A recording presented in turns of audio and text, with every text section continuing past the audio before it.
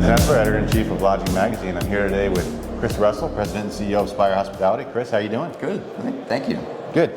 Spire Hospitality is a third-party management firm with about 30 some odd properties, right, Chris? 30 properties, primarily full-service condo, hotels, resorts, and we do have some select service as well. Okay.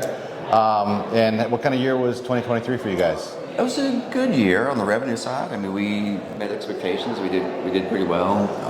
Increased market share, and really, I think we did fine on there. You know, clearly, there's a lot of pressure, and there continues to be a lot of pressure on costs, and labor, insurance, all those type of things. So there's a lot of opportunity. Yeah. Where would you say the primary operating cost issue would be? Would it be the insurance or all the above? Yeah. Insurance aside, property insurance, health insurance. Wages are still high, although they stabilized quite a bit this past year. But just cost of goods. Yeah. Cost of goods just keeps going. Yeah. And having a lot of full service properties, what are some of the challenges right now with that? And whether it's the food and beverage side or kind of how have things evolved with full service properties? Meetings are still pretty strong. I mean, they're getting better, which is good.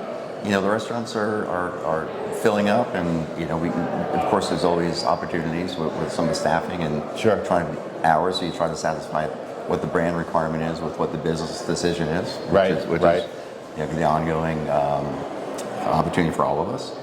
But I think we're doing fine, and we continue to make progress and add resources to the team. Yeah. So I know you're looking to add additional third-party management contracts this year, right? So not a lot of activity in terms of transactions. Yeah. So how does that impact you guys?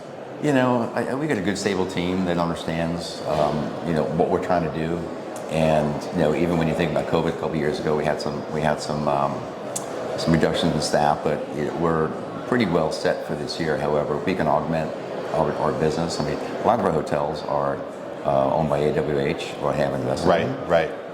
But with transaction volume being down, we're trying to augment that, and we're really trying to take advantage of, especially a lot of the consolidation in the industry. Yeah, exactly. We're small, we're nimble, and real transparent group. Yeah.